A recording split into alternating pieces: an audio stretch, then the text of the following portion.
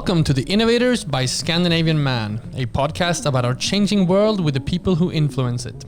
On this show, we cover some of the best and brightest minds within design, culture, fashion, technology, and sustainability. Mostly, but not always, from a Scandinavian perspective. My name is Konrad Olsson, and my guest today is Magnus Aschan. Magnus is a journalist, technologist, public speaker, and the former editor-in-chief of TechWorld and Computer Sweden. Today, he helps brands with technology-focused content through his company Teknikministeriet. He is also the chief operating officer of Warp Institute, a community of fact-based optimists that seeks to bring out and help fund the best ideas that accelerate innovation. Magnus, welcome to the show. Thank you so much. Thank you. I think to help fund the best ideas that accelerate innovation is sort of the best words we can have to introduce this conversation, I think. Awesome. Yeah. I'd like to start in perhaps a high level question, but I think it perhaps helps introduce and summarize where you stand. You've told me once that you call yourself, I'm not sure I have the wording here, but a tech optimist. Why is it so important to be optimistic about technology, do you think? There are several reasons, but first of all, I would just like to say that some people actually think it's almost like bad-mouthing someone if you say they are a tech optimist. Right.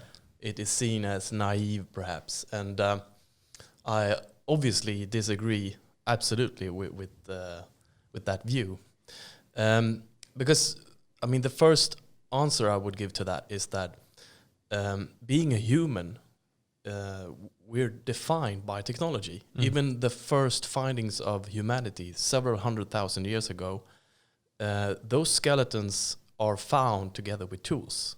Right. We've always used tools to solve problems and to leverage both, I mean, our physical and psychological sort of problems we have to solve. We have used tools.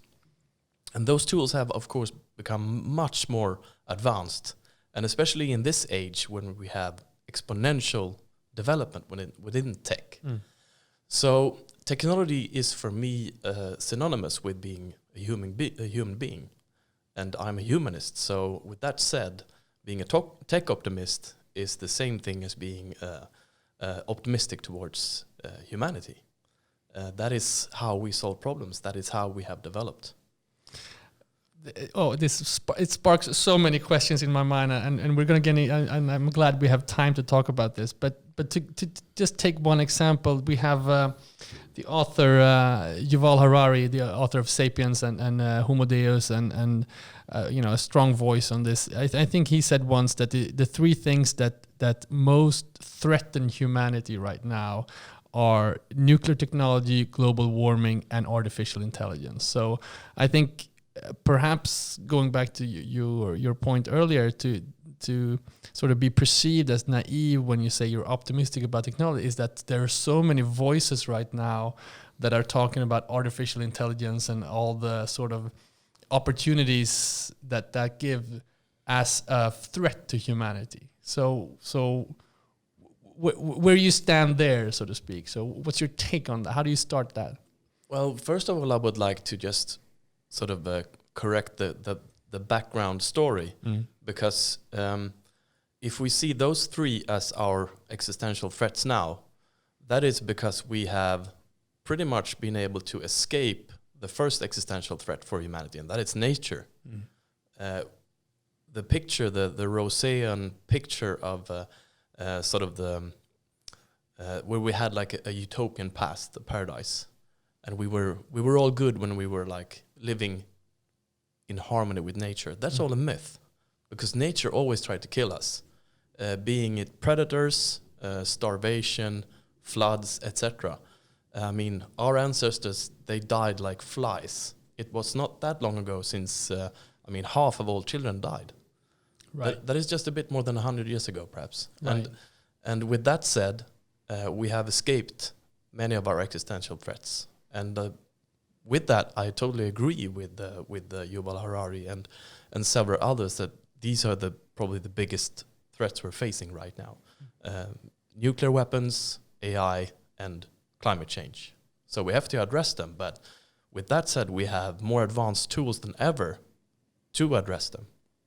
And the last thing we should do now is panic. We should, with our tool sets, with our ways of thinking in systems, mitigate risk and think through stuff in a really pragmatic way. That's the way to solve it. So still from a pretty high level perspective, what are some of the opportunities, do you think, right now that you are optimistic about? Oh, there are so many. There are really so many. I mean, maybe the biggest one when I think about AI specifically is AI's possibility, together with other technologies. It doesn't work like in itself. We have to have other types of technologies in order to make it work. But we could solve most of humanity's different ailments and diseases that we've had for such a long time. So we're able to, through AI and technology, make people have a lot more healthy and happy lives. And is that because AI is better at predicting, or like, what's the word here? That you're able to see the diseases or ailments much more earlier than a human can do. Basically. Exactly, right. So the healthcare of today is very reactive. We can pretty much have a tumor walking around with that for 6 or 7 years, and then we get really, really sick, and then it is detected. And I think just looking ahead a few decades, the generations ahead will think that is totally crazy. How could they do that? Not see that this tumor was actually inside the body. So healthcare is going to go from reactive to proactive. We're going to be able to spot things a lot earlier. So that's a huge advance. Let's give a little background on where you stand right now and what you're working on.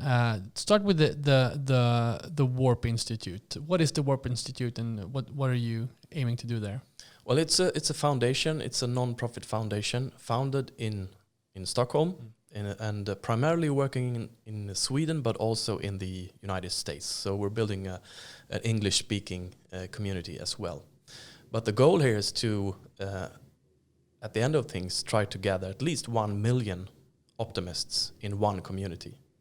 And what we want to do in this community is to see possibilities. It's all based on problems, but we all know the problems quite well for now. I mean, you just explained the 3 big ones, right? And we want to focus 100% on solutions, and having people that have a lot of knowledge, a lot of different backgrounds, and going together and solving these problems. And it's all possible because of technology. I mean, today we can actually get together in global networks, and we can both get ideas and spread them. We can cooperate, and then we can also finance and take action through technology and make these things happen. So it's basically like a social network or some kind of network. You don't have money yourselves. You want to help fund. You want to help, gather these ideas and help them, spread the word in a way. Yes, I mean that's the first step. So that's where we're at now. It's about informing, and it's about gather people with this mindset and try to get more people to have this mindset and think fact-based optimism. I mean, shift from where we are, a majority are today with heavily focusing on problems, to shift it to focus on solutions. Right. And so we want to build a community. We're going to be very agnostic with the platform because that is also changing fast with technology today. So we want to gather them, and then the next step is, of course, to collaborate more, getting these people to meet each other in both the physical world and the virtual world, and then also financing. I mean, we have a possibility through crowdfunding to gather quite a lot of money if we do this together, and then we can finance quite big projects. We don't need banks or institutions to do that anymore. And who's behind this? You came in early on, but you're not one of the founders, right? No, it was a bunch of people who gathered, and it was initiated by Mattias Sundin, who is who I'm working with. I mean, most of the time now. Right. And he saw this problem quite early on, that today we have so much pessimism, especially when it comes to new technology. It tends to be that the media, especially, they focus on what problems can this cause instead of what can we actually solve with this technology. So he wanted a shift, and he was in politics. He was a member of parliament for quite a few years. Right. And he was also in local politics before that. So after a while, he felt that, I mean, this is crazy. We're talking about self-driving cars, for instance. And the first thing that pops up is, oh, what if they're going to hit someone? What are we going to do then? Right. So we have 1.3 million people dying each year on this planet in car accidents. We don't have like a utopian sort of background to go from here. We have quite a bad record. And self-driving cars can, even now, improve that a lot. So I think that's a great example. And you know, speaking from a personal perspective, and one of the reasons that we really want to include technology and AI in this Scandinavian Man platform, you know, aside from the fact that these are the most important things to talk about. I mean, the Swedish AI scientist Max Tegmark calls this the most important conversation to have right now. So, I mean, I think that we have a commitment in Scandinavian Man to really sort of cover this, and from our perspective, coming from design, find perhaps a new way to talk about it. But in my own personal sort of research journey in this, and you can easily become there's so much out there to listen to and read up on if you are actually interested. And it one of the things that strike me is first, I think it's such a short period of time where this question has become important. Because if you listen to Max Tegmark, for example, he just started his institute, the Future of Life Institute, I think it was 10 years ago or something. And at that time, he couldn't even get an editorial in a newspaper about this subject. And now it's like almost on everyone's lips, or should be. But going back to your example there, I think is such an fascinating example, because if you read up on it and look at it from a more like have a different perspective of the time span, and look at the potential of the technology when it comes to cars and how we move ourselves. And obviously Elon Musk is one of the strongest voices of this himself, and he says that in a few years it's going to be ridiculous to us to look back on the time when we empowered every human being on the planet with these 2-ton death machines. It's going to be, we're going to look back and say, how did we ever empower every human to drive these things ourselves? It's crazy, right? We would never empower everyone to we used to have elevator operators. Now we I wouldn't trust an elevator operator. I trust the technology to take me to the right floor, right? And stop at the right floor and be secure and the doors, open and close. Why do you think this is? And I think there are several examples in history of humans being afraid of new technologies. That's the sort of first reaction. Is it so ingrained in us to be sort of initially afraid of technology? What's your take on this? You have to have. I realize you've thought a lot about this. Well, I think it's the same story as I talked about earlier, that hundreds of thousands of years ago we used tools. It defines us, right. And to some extent, this sort of skepticism or risk awareness is also something that defines us. Because, for a long time, it's been a really good survival mechanism. If you were walking on the savannah and you think you might have heard the wind, or it could be a lion, you were probably better off if you thought it was a lion and you got the hell out of there. Because right. if you just thought, it's just going to be the wind, so it's okay, then you were probably dead, and your side of the gene pool, it got erased. So where we are today, though, is that we don't have those dangers anymore, but our mind still works the same way. So we see danger in places where it doesn't exist, and it's ingrained. I think we all have it. I think it's the best way is just to be aware and to talk about this, that we are we are very risk aware, and to some extent it is a good thing.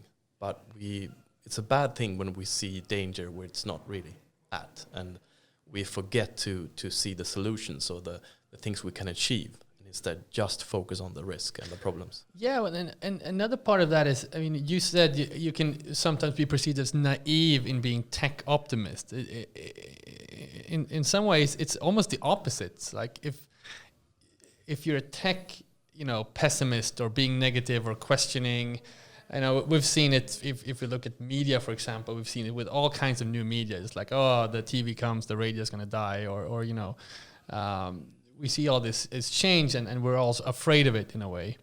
But it becomes also obvious that this technology is here. We are already using it to a great extent. The evolution or is exponential. So in a way, to be negative about it and pessimistic about it is like also to be naive about it in a way. So it's not really to look at it in an honest way to see what it's actually doing, even today. I agree. And there is some sort of saying that all the technology that existed when you were like a child or young is no longer seen as like a technology, but it's usually defined as the things that are ahead and the things that you had to adapt to when you were a grown-up. And with that said, I mean... That's interesting. I haven't thought about that, actually. In a way, so when we use the word... So you're saying is when we use the word technology, we're using it for things we are sort of not using already, or that's not established. Exactly, because we don't see the coffee maker as technology. No, and we don't see irrigation systems as technology, because that's what actually made humanity not die out about, 12, 15,000 years ago, when we had like droughts and different big problems in the Middle East where humanity was primarily living by then. And then someone somehow figured out that we could actually take that water from the river and we can build irrigation systems and we can grow crops, and that's how we survived. Right. And that's also, technology. So I think, most people have a very narrow view of what technology is. It's like, a way we use tools to solve problems. I think one of the sort of true challenges that we have right now is that the technology that we as a humanity have access to is so vastly bigger and more complex than it has ever been before. So it's almost like, okay, we got radio, and that was probably very complicated for people to understand. Okay, sound coming through the airways, what is that? How does that, But it's fairly, in modern standards, it's fairly easy to understand, how it works or what it does. And it seems to me like today with, just take social media and how elections are completely, changed, or you can steer elections through using social media in a savvy way. We saw the whole Cambridge Analytica scandal was a great example of that in a bad way. I think one of the problems today is it's for people in general. It's almost impossible to ask them to get an understanding of where we are. How do you? I mean, you're a journalist. You're used to explaining technology to your readers or to a larger audience. How do you think about this? Do you see this as one of the challenges as well? Well, I'm thinking about a quote from a famous science fiction writer, a British science fiction writer called Arthur C. Clarke. He was a really intelligent man, and he had 3 rules, and he's mostly remembered for the third rule, which is technology that is advanced enough is indistinguishable from magic. Right. So people of today, you can just go a few generations back. They wouldn't believe what we have today. They would believe it was magic. And for each generation, if you go back, they would think like the oil lamp was magic as well. But today, when we can call each other with a really crisp, nice video across the world, that's crazy, and it's almost to no cost at all. Right. So I think that's to some extent one way to explain it. The other way is to see that this is actually a mission. You were talking about why you at Scandinavian Man talk about AI, and I think one thing here is to actually get the majority of people to have a broader understanding what it is, because it's going to impact our lives so much. And in order to do that, you have to make it tangible. Because if you just say AI today, people tend to have this heavy impact from Hollywood, and they start to think about The Matrix, and they think about Terminator, and it's scary, and it's something that's going to, kill us. First take our jobs, and then it's going to kill us. But if you explain... Mostly kill us, right, from Hollywood. Mostly kill us, I don't think there's a movie where AI is taking our jobs. That's not a sexy enough premise for Hollywood. Probably not. Yeah, but if you explain that you can detect breast cancer much faster and a computer can do it a lot better today. We can do screening a lot more often, which saves lives. Then people tend to think it's pretty positive, that it's good. But we know from experience from our Facebook group, the Warp News Facebook group, that if you just write in general about AI, people are very skeptical. And you write that the performance is increasing. 300,000 times performance increase just from 2012, etc. They're like, that's probably not good. But if you explain a tangible case, then it's good. So that's a great way to pivot. When you talk about it in your channels, and you just mentioned Warp News, it's some kind of new thing you're doing underneath the Warp Institute or within the Warp Institute? Yes. So it's both old and new, because we've had a Facebook group for a long time, for I think a bit more than 2 years now, where we each day publish some sort of optimistic, fact-based article, and it's usually a news piece. Right. And what we're doing now is sort of elaborating, building this out into a news agency. So we have our own website, and we will also spread these news through several different channels. And we're starting up a news podcast, so you can also get these news at least once a week. And it's all about balancing sort of the news feeds of today, because so many news, which is the media logic, they're very negative. And we have to balance this up and get people to actually get a more fact-based view of the world, because it's not that bad. If you only read, the big sort of newspapers today, you tend to think that the world is going in the totally wrong direction. Right. But it's not. So that's a great, and really looking forward to following that. So in your job as a journalist or an editor, how do you define AI? How do you explain that to someone who's not that into it? Well, first off, as a journalist, I gather a lot of information about stuff. I enjoy reading up, and as a tech junkie, I love reading up about tech. But with that said, I listen to the researchers. I get the best knowledge from the people who are actually best at this subject. So when it comes to defining, first and foremost, intelligence, I take that information from Max Tegmark, who is a researcher at MIT. And his definition is that it's intelligence is an ability to reach a complex goal. And that's really broad, but I think that's a good way to start thinking about it, because even researchers within AI have a hard time actually defining it. Yeah. They're not really they're not on the same page there. So, and a lot don't even like the term. I think the term is in a way misdirecting. Sure, people feel, and it's very old. It was actually coined by John McCarthy at Dartmouth College in 1955.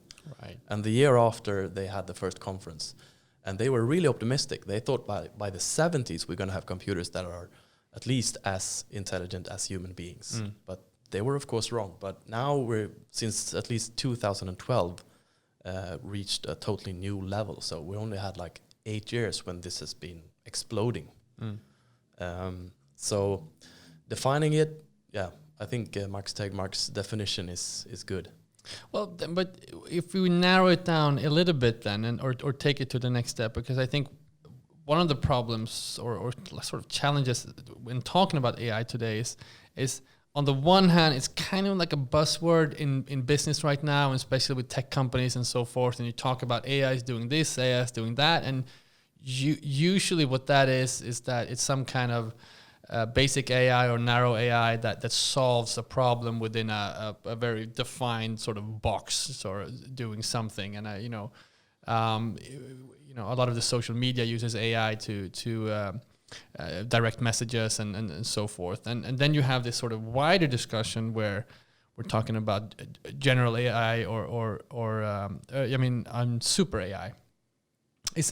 I'm sorry, I can't remember. General AI is sort of human AI, or what's there's sort of three levels here. Maybe we should unpack this a little bit. Okay, so first off, I really like one of the AI pioneers, Marvin Minsky. He said that this is a suitcase word, and that means that you have several different meanings, but people tend to like pick one meaning, right, and then say that this is AI. So once again, it's depending on who you're asking. It has several different definitions, but I really like to split it up between three different levels. So you have the artificial narrow intelligence, which I think most people would say that we have today, and as you said, it's a very narrow intelligence. It could, for instance, play chess, or it could be able to recognize images, for instance, and distinguish a cat from a dog.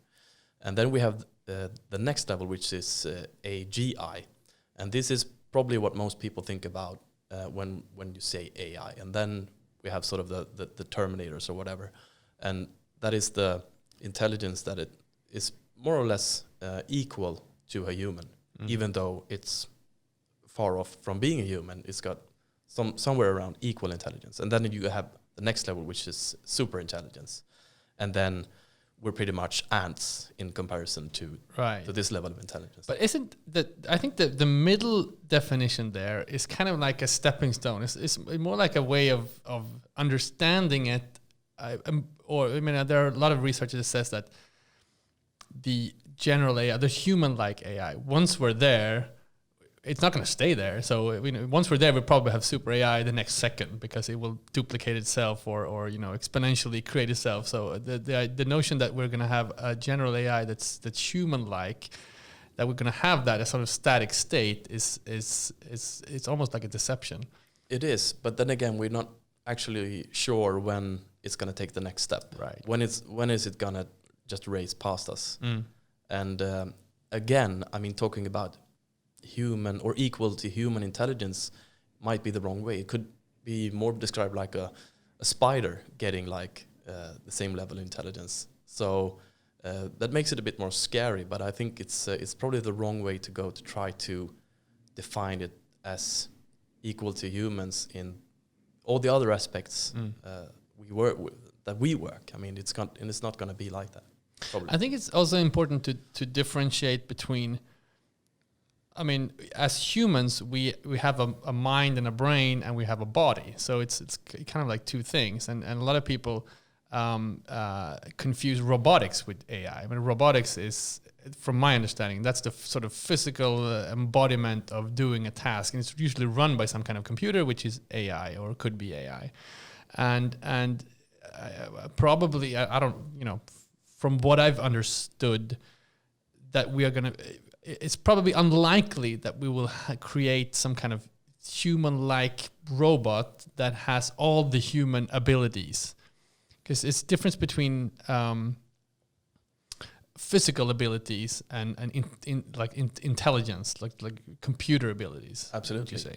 And I think also it's easily so that you think about AI as a thing, but it's more like subject. It's like mathematics or chemistry or biology. Right. So you could have something, you could have a computer with a pinch of AI, but saying that it's an artificial intelligence, it's also the wrong way to think about it. It doesn't have to have a physical embodiment. It could be something very abstract.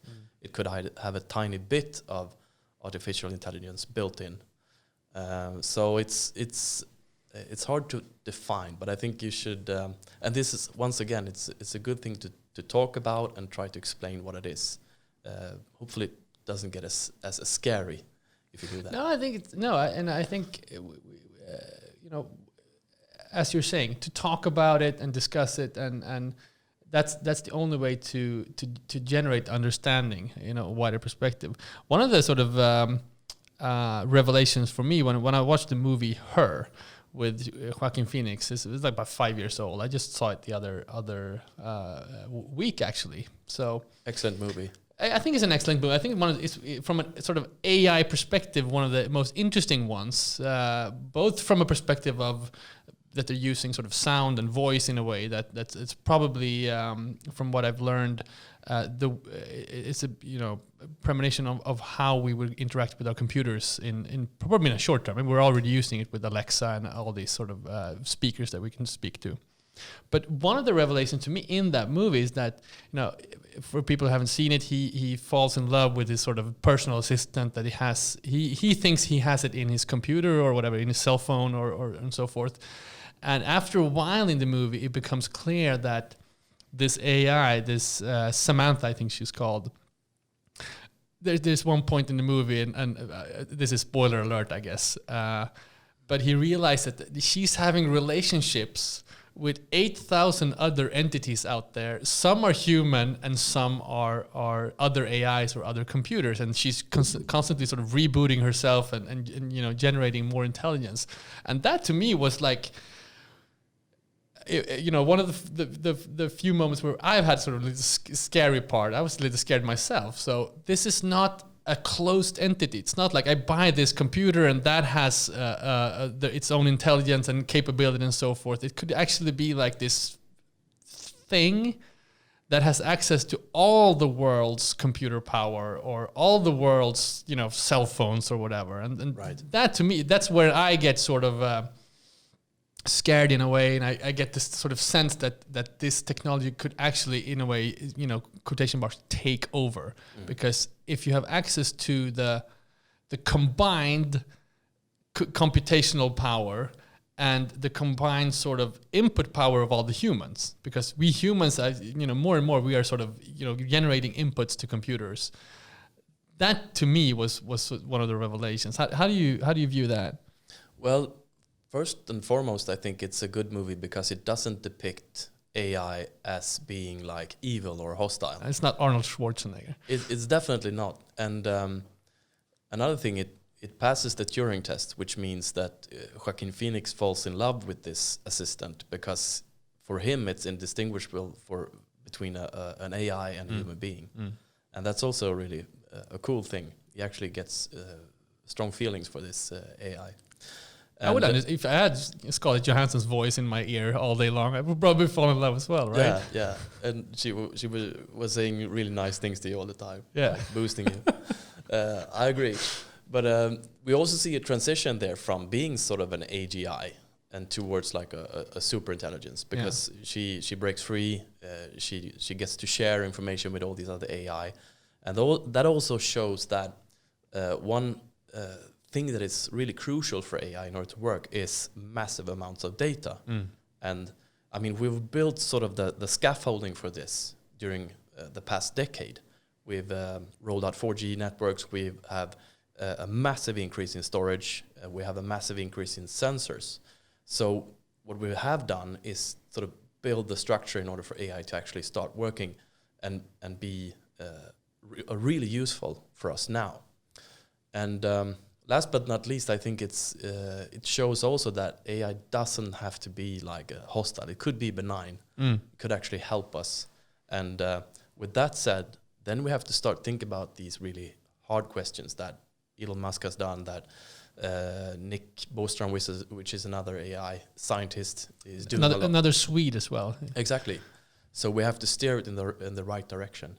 And here we come back to being a tech optimist. It doesn't mean being naive. It's meaning that we could see that this is it has the possibility of being extremely useful to us. So we have to make that happen. It's not going to happen by itself, but we have this possibility, so we have to steer in that direction. Pull the mic up a little bit. I think it's sinking a little bit while we're talking. So on that note, what are some of the things we actually can do? Because I've understood it like that as well, and I think Max, his view is that we actually have a small window here until we're reaching some kind of general or super AI. We are actually, as humans, able to steer the direction in which this technology will take and how it will help us. So what are the things you think we should do or sort of in the meantime, or what are some of the technologies we can use, or how should we develop them? Well, first off, I think this decade is really super interesting. And I like to compare it with the Roaring 20s 100 years ago, because there are several windows now. We also have a window on climate change, and we have to see it as a huge possibility. I mean, we can solve so many problems this decade, and we have to take the chance. And the same thing with AI. I think it's, this is the decade to try to define, to set up rules, to set up some sort of regulations, how to use this in order for it to be a really good thing, and not leave us with like a really bad scenario or rolling back to some sort of society that was not good to start with. So what do you think should happen? Is it UN that should do this? I mean, I think Elon Musk, he has been an advocate for some kind of governmental department in the US. Like they have the drug enforcement agency, they should have the AI enforcement agency, or I guess something like that, But I think on a global level, it's something else should exist that at least gives us some kind of basic, that we agree on definitions and sort of directions, right? Right. And I think there are, again, a lot of similarities to global warming, because we still have to keep our democracies, we have to keep states being sovereign. We can't have like an instance like UN or whatever go in with force and force nations, force companies in one direction or another. So we really have to see that humans are in general good. We want to do good stuff. We don't want to hurt others or be evil. So we have to build these sort of rules or these systems based on being like voluntary. And to some extent, quite a lot of this work is already open source. It's quite transparent. But then again, if my bet is that probably we're going to have one of the huge companies like Google being the first off releasing or at least starting scratching the surface on AGI, for instance. And if that's a good thing or bad thing, is it better if it's a nation? I'm not sure what's going to happen if Google actually managed to pull this off. What is the US government going to do about that? Many questions, but I think we have to sort of see to people's good intentions here, and build like a voluntary community, like Max Tegmark is doing. So on that note, who do you think is the next? You mentioned Google as a company that probably has the capacity to implement or sort of launch some kind of a general AI. Yeah, if anyone is able to, that's probably one of the top candidates to do it, definitely. But then again, we're not sure how far off this is. When doing a survey among AI researchers, most of them thought that during our lifetime we will actually see AGI. But it was a majority, but then again, it's hard to say because we're still quite far off. But going back to the sort of understanding part that we talked about before, and about sort of the general understanding around people, one of the challenges there is you have a company like Google that are investing heavily in this. They have a lot of financial muscle. They can attract the best minds, and on the other hand, you have sort of governments that should perhaps then enforce some kind of rules or steer the direction, because the governments that they are the organs to sort of represent the people. So there's such a discrepancy there, because when you look at the hearings that you had for Mark Zuckerberg, for instance, I think it was obvious that those people who asked the questions, they didn't really understand what Facebook was and how social media, or actually how the technology worked. Yeah, and that's an extrapolation of how it works today in many companies, the board of directors, and in I mean our governments. Right. They not only do not have any insights about the future. I mean, nobody could predict the future, of course, but they even don't realize what is happening right now. They're living in the past. They're making decisions on a world that existed perhaps 20 or 30 years ago. And that is, I mean, the reality today. And that's also what we're trying to do with Warp, just to get people's knowledge, I mean, up a few notches. And with that said, with the rules, I mean, that is the thing with how the work that, for instance, Nick Boström is doing right now. What are even the rules going to be? You can't enforce anything if you're not even sure what you're going to enforce. Right. I mean, that's sort of the situation we have now. If you're going to develop or try to develop an AGI, what should the rule book be? I don't think anyone has a definite answer to that yet. So that is the first thing we have to do to start to get a grip on what sort of rules do we have. I gotta say, I think it's great the work you're looking into doing with the Warp, and actually, you know, in terms of sort of information sharing and in talking about this, because it seems to me I can get sort of so frustrated. The more I learn, the more frustrated I get in a way, because I'm realizing that we you know, people don't know enough. You know, I talk to my wife about this or my you know, my friends and so forth, and sometimes I feel, you know, it's easy to sort of because, you know, I gotta admit, I've had times when I've been so into this and that's all I want to talk about, and people are like, Conrad, you know, slow down, or, you know, take it easy, or you're becoming one of those nerds. And I was like, no, it's not about being a nerd. It's about it's so important. It's going to affect all of us, and could affect all of us in major ways soon. And, you know, I would argue it already is. I mean, right. Every time you use social media, every time you do a search on Google, pretty much all the information you gather today is somehow sort of pre-processed by an AI. Right. So most of us are using it daily without even knowing it. Yeah, but there's a fatigue that's related to that, because we all have clicked on, do you accept these cookies? So we have all clicked on the terms and conditions for Facebook or Google or any of these other services, and they are like, it's like reading a law book. And when you're sitting there and you just want to, you know, send a message to a friend, or you have to RSVP to some birthday party for your, you know, daughter or something, you don't have time to look at. I've never read those things. Perhaps you have, as a technologist and a journalist. I don't know, but, you know, the general public hasn't at all, and that's one of the sort of gaps in understanding, I think.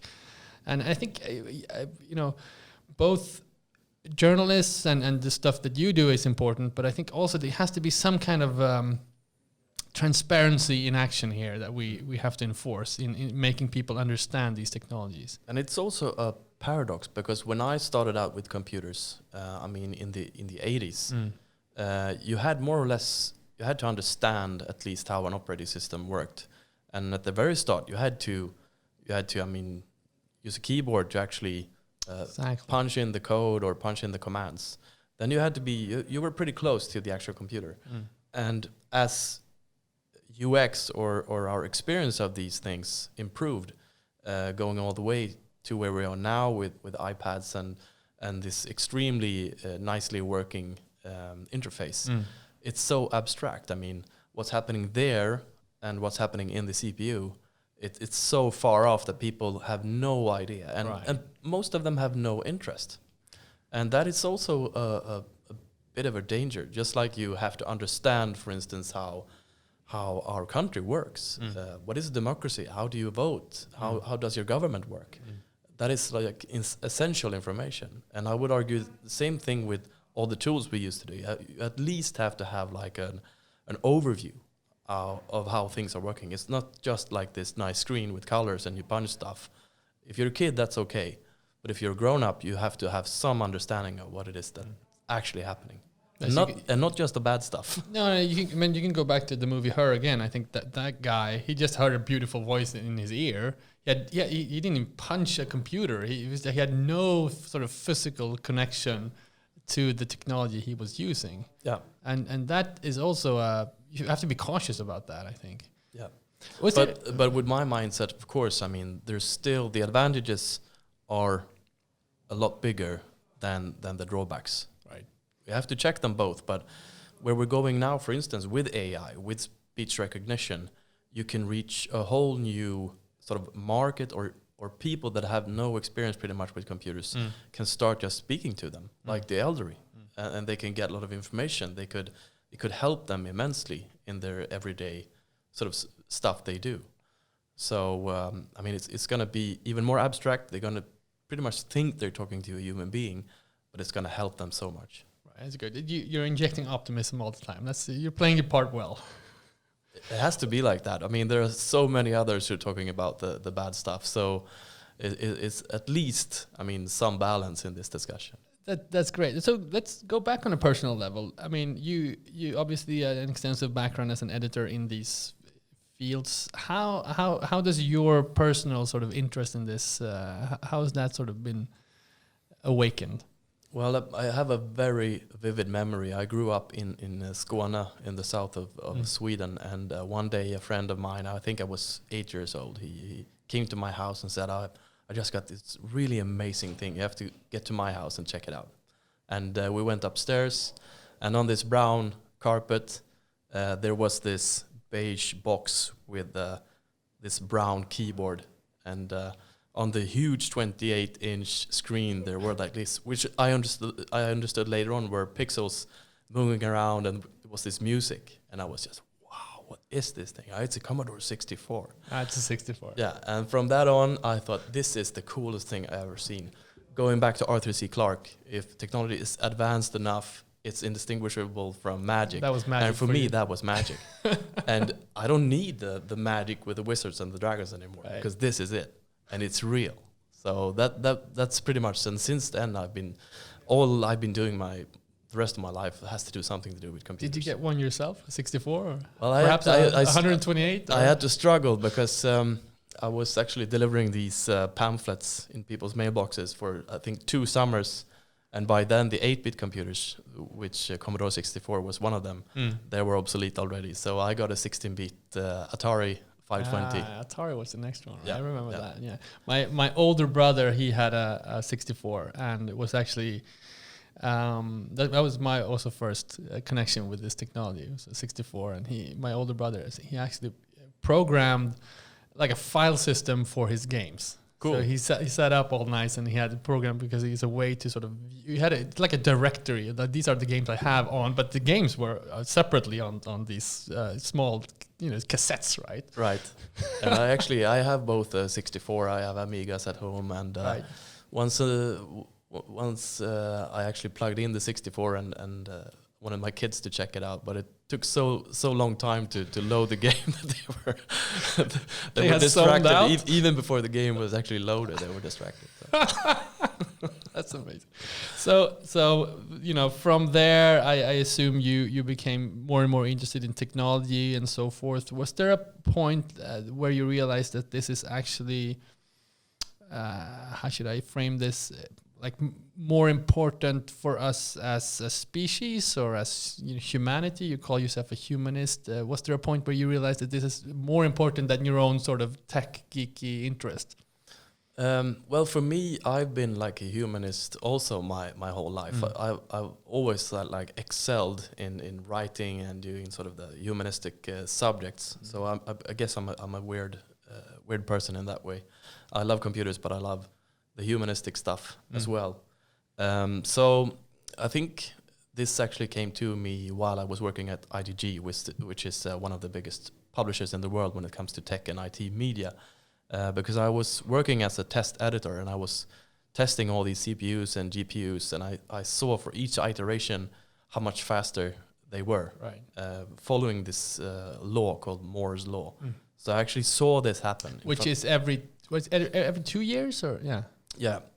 Every 2 years, technology doubles or something like that. Yeah, the performance doubles, and it stays at the same price. Right. All right. Yeah, that's true. So that's true exponential development, and it has been like that since the 60s, I think.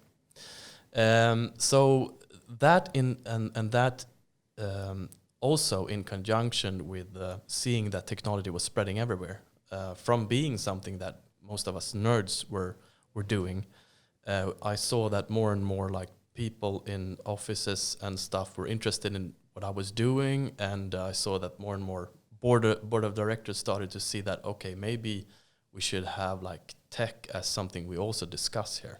It's not something that only should be like the IT department's work, because this is our company today. If email stops working, we lose money. Right. If we get a break in our sort of our digital assets, we are in deep trouble. So from there on, my journey has been like just expanding. So from the actual CPUs and doing the testing today to have more or less like a global view on technology. Did it shift at all when you sort of stopped being an editor full time? Did that open up the way you view or sort of cover or think about how you should work with these questions? Absolutely, and I would say first and foremost within the sort of biological and healthcare field, because I see the development going on there now is even faster than the development we see in like traditional tech. So what one might call like digital biology, developing new types of food and within healthcare, that is it's moving extremely fast now. Talk about that for a little bit, because that's an area where I've done less research. So, but then you're also talking about biotech, right? Or what are the basic definitions there that you have to know to get into it? I would say I don't know, because it's probably the same thing as with AI. It's like depending on what researcher you're talking to, they probably have a bit of a different definition. So what are some of the guys that you're looking at or listening to? Well, there is a guy in Finland called Lauri Reuter. He's working a lot with food tech. And we talk a lot about decoupling the ecosystem from food production. So today we have a huge problem in sustainability and in farming. And that is another interest that I've had like for 10 years now, and just increasing is sustainability. And I've also started this green tech program within Warp Institute. All right. So we're working very focused on that right now. And everything connects to sustainability more or less today. But food is, of course, super, super important. And a lot of research on what type of crops can you grow in for instance, in cities, in vertical farming. But also, I mean, at the end of the day, food consists of atoms like everything else. So do we really need to grow stuff? Do we really need to have animals in order to get protein, etc.? And there are a lot of initiatives going on there right now where we can start to create really good nutrients for us without having to deplete our ecosystem. That's fascinating to me, and I know too little about it, but I know that we're probably in a way not far off from creating our own, or like developing meats in more like a laboratory type environment than sort of like It already works. It's just a matter of scaling it to an industrial scale and getting the sort of the business sides of things working. But you already have plant-based meat, Impossible Foods and Beyond Burger, for instance. They're doing stuff already that's out there. You can go buy at Coop. You can buy Beyond Burgers, and it's an interesting test to see if you can actually distinguish which is meat and which is actually plants. Right. What do you think? Are you able to eat like a sirloin steak that's made in a laboratory? Definitely. I mean, I haven't eaten like red meat for I think 10 years soon. Right. So, but if it would be grown, cell grown in a lab, I would probably try it. You would try it? Yeah. But that would still be organic then, or what? Yeah. It still cells from an actual cow, but no cows died when producing because you grow the cells, and you produce this food. So, are you vegan, vegetarian? Where do you draw the line? Well, I'm a vegetarian that now and then eats fish and birds, but mostly vegetarian. And how come you took that decision? Many reasons, both ethical, health reasons, and sustainability reasons. It's one of the, for me, quite easy things to do. I feel better. Probably the hard thing for me would be to quit sugars. So that might be for this decade. I'm not sure. No, but it all connects in a way, and especially reading Harari, and you realize sort of where we are as a species and how we've enforced our control over the ecosystem and what is it, like 2/3 of all animals existing today are under human control in some capacity or other, where we usually have them in sort of industrialized settings to create all these burgers and chicken sandwiches and everything else we need to do. And I think if I remember correctly, I think 70% of all existing birds today are chicken. Wow. So it's crazy, and we can't obviously keep up doing this really crazy way of creating protein. We have to do it some other way because we're not well eating this stuff either. So that connects back to healthcare, to productivity, because if we can have AI that understands us and sees exactly what kind of nutrients we need, that's of course going to affect the food industry as well. Right. They're connected with each other. Probably that not many years ahead, it's going to be more or less the same thing. So you, Conrad, you need to eat this now in order to feel good, and we can order this for you here, and it's going to be, of course, super sustainable. One of the things that needs to happen there is I think we need to sort of digitize our refrigerators. We have this really old type technology where it's just a box that's cold and we just put in a bunch of fresh food and then we take it out. Half of it we just throw away because it gets old. From my understanding, that's like one of the weak spots there. That we were not in control of the actual chain of these products. They're just a lot gets wasted along the way. And yeah, for sure. And I see a big shift there as well, going to ordering food that is delivered to your home. And if it's delivered to your home, you won't need that fancy packaging that we have today in the stores in order for us to get sucked in and buy these things. So you can have like a standardized way of packaging stuff. And you could, of course, order it the exact amount that you need in order to stay fresh and nice and everything. So we're going to see huge shifts, and I think in most businesses. I can't see really any business that won't be affected of AI, digitalization during this decade. I think, though, that delivering fresh produce and stuff to your home. I mean, I have a hard time getting a decent American standard of delivery here in Sweden, because they can't our buildings are locked and there's no way of getting inside and delivering this package. And from my understanding, since all the things that are in a general supermarket have 3 different temperature zones. So there's freeze, there's chill, and there's like regular room temperature. And to deliver that to a home when you're not there to receive it, that's a whole different sort of the logistical challenges we have to overcome more than the sort of technological. For sure. And with that said, I mean, that type of thing is probably quite easy to fix in comparison to our energy systems or our infrastructure. Right. And what happens when we have self-driving vehicles? One research made from KTH, not far from here, right, it stated that we could probably... The Royal Institute of Technology. Exactly. Yeah. We could probably need just, 94% of all the cars we have today in Stockholm would not be needed, right, if they're self-driving. Because 94? Yeah, because most cars today, they're parked at least 23 hours out of 24 in general. So not only that we're driving around in 2-ton death machines, as Elon Musk said, we're not using them. We're not even using them. No. That's perhaps a good thing then, if you view it that way. Exactly.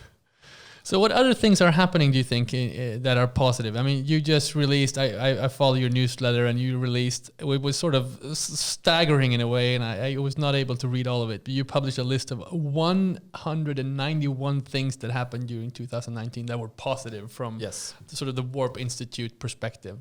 What are some of the other stuff that you've come up with and dug up that it's worth mentioning? Well, I think one headline that all newspapers should have every day is that each day since 1990, we've had about 150,000 people leave extreme poverty. Each and every day since 1990 up until now. Right. So, I mean, that, to me, that blows most of the other pieces of news out of the water, because that means that people are getting better lives. And this development has been especially strong in Asia, of course, but we see this development in most parts of the world. And where we don't have it, we of course have to fix it. So I think that's like that's something that's really important. I think most people are not aware of.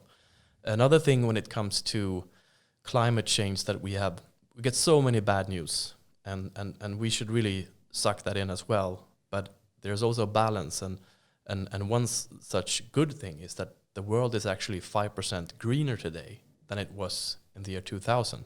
How do you define that? It's defined by both forests and also farming in a more sustainable way. So, right. so the actual planet is greener. There are more plants and stuff growing on it.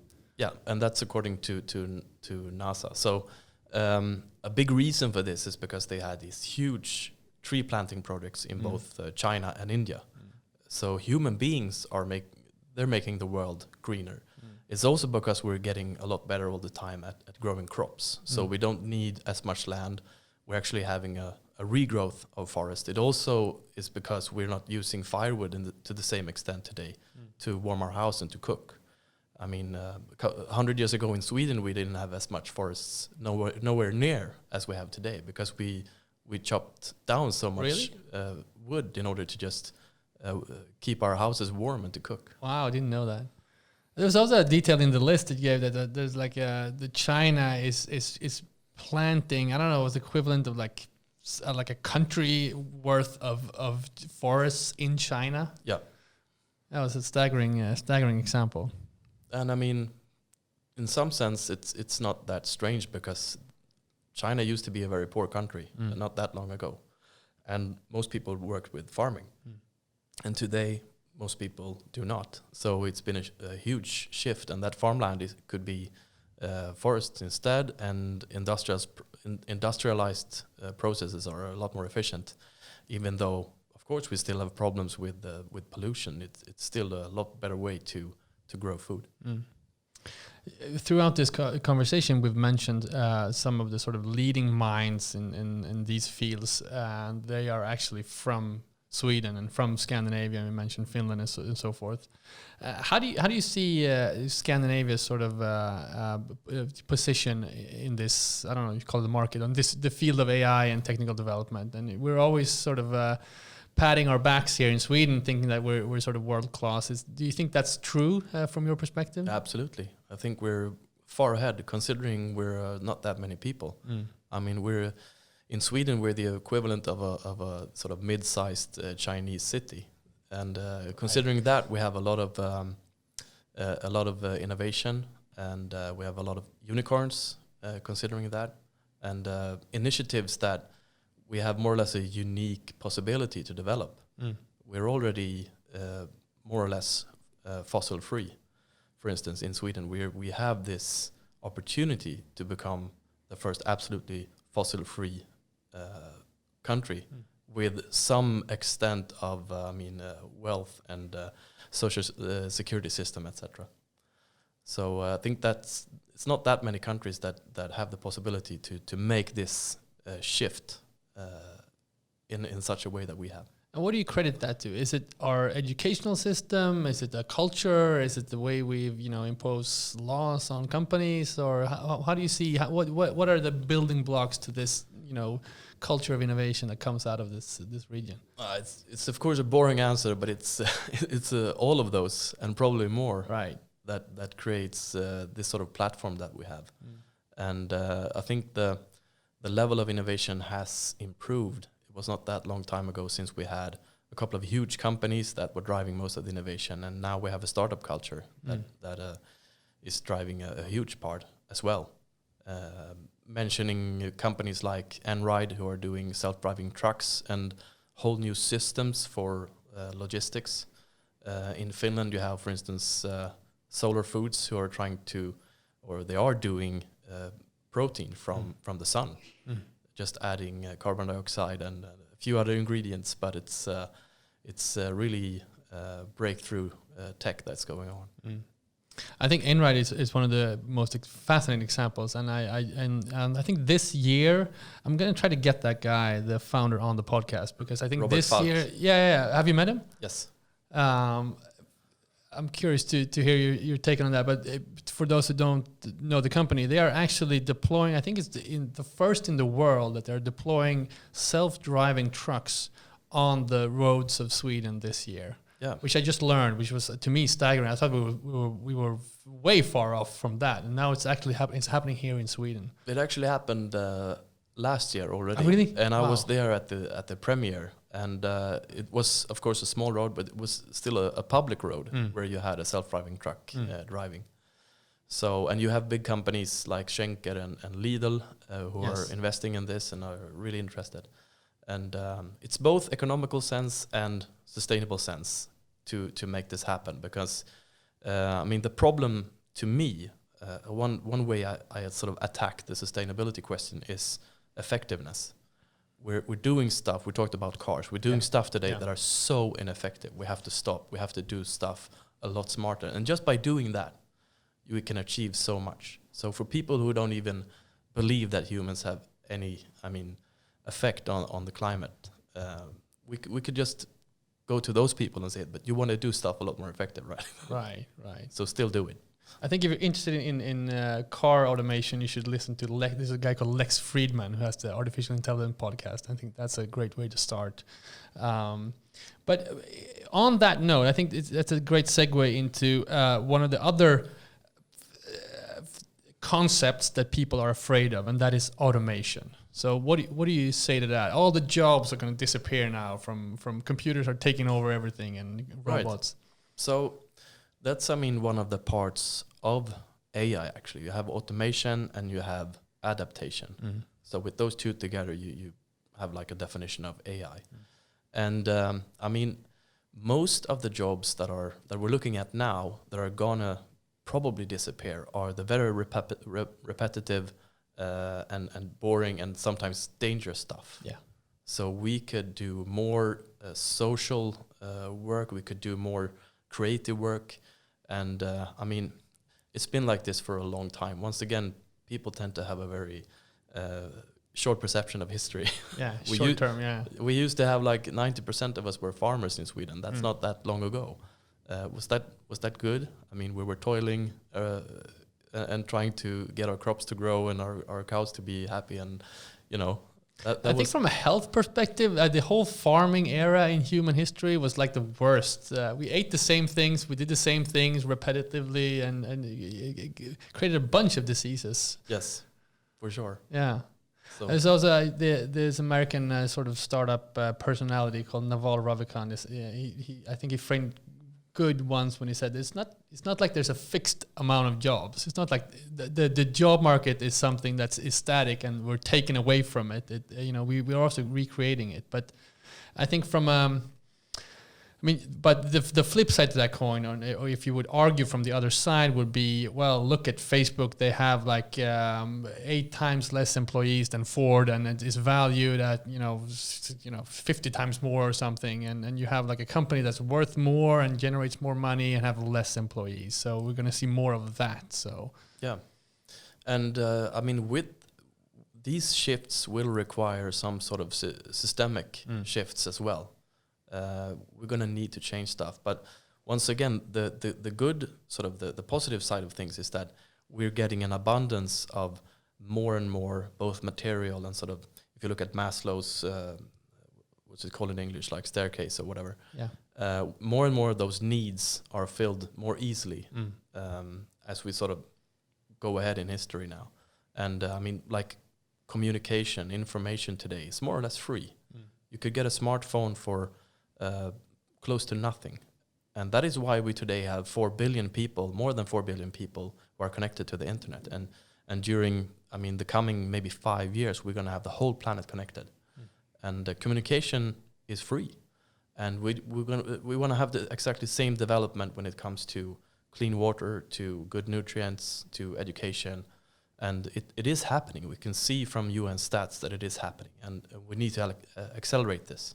Right. Where do you think what should if you would recommend it's your father, right? So what do you recommend them to educate themselves into? I don't know if you have a daughter or a son or All of those. all of the above. Yeah. So in which direction are you pushing them in terms of getting to provide for themselves in the future?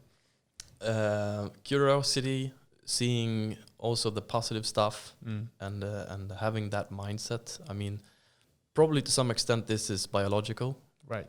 Or I can see that it is with my kids at least. But I think be curious and see the future as something really interesting and cool. Don't be afraid. We're gonna solve stuff if we put our minds to it. I think it is within our power to create a very bright future, and that's exactly why we at the Warp Institute have the tagline "Make the future come sooner," because if it's within our reach to create a better future, we have to do it and we have to accelerate it.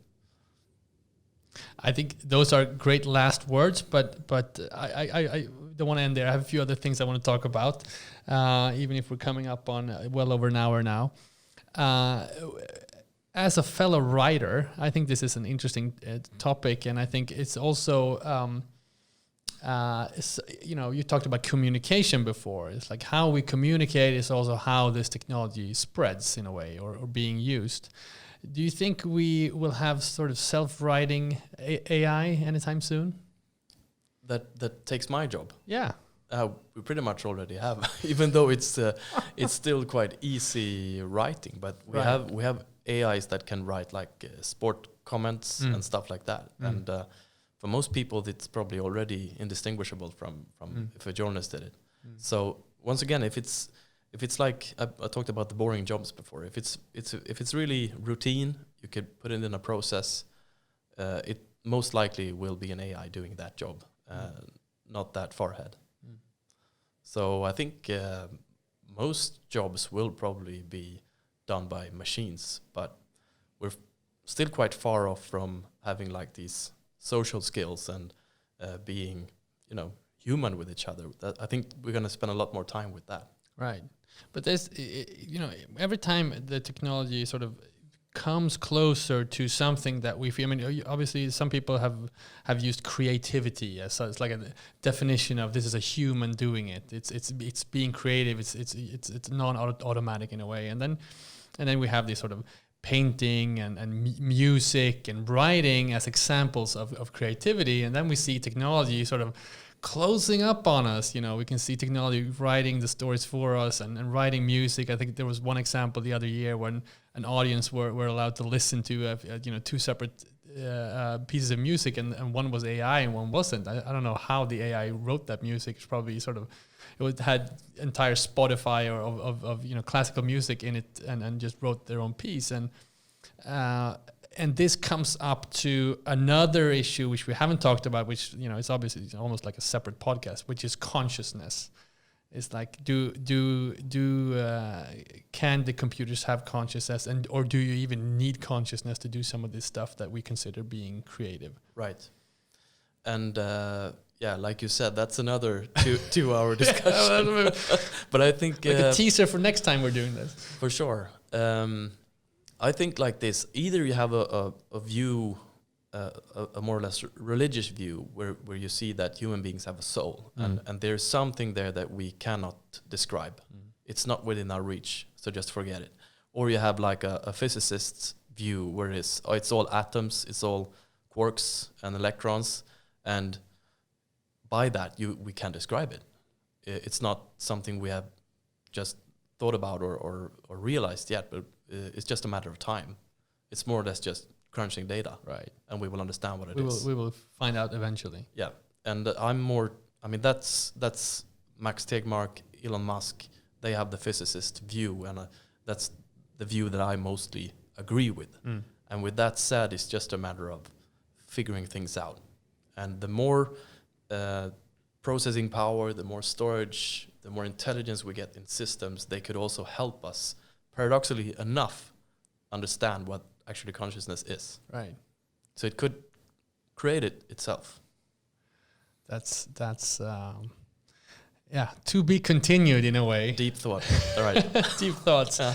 We're gonna wrap up soon. I'm curious if there's anything you think we should mention or that's we've missed in this conversation. Obviously, there's a lot more we can talk about. But there's anything else you want to mention? Well, I mean, you if you're the least interested in these questions, if you're interested in becoming a bit more optimistic or seeing another side of sort of world development and what's happening in the world right now, you of course have to go and follow Warp News. That's definitely a thing to do. And just be curious and go out there and see new inventions with like a positive view. I think a lot of stuff will happen if we do that. All right, Magnus, thank you so much for speaking to me. Let's do this again soon, and we'll do part 2. I will be very happy to do that. Thank you so much. Thank you. This has been The Innovators, an interview show from Scandinavian Man with me, Conrad Olsson. We'll be back soon with more conversations on design, culture, fashion, technology, and sustainability. For more news and interviews from the Scandinavian fashion and culture scene, visit scandinavianman.com. Thanks for listening. Goodbye.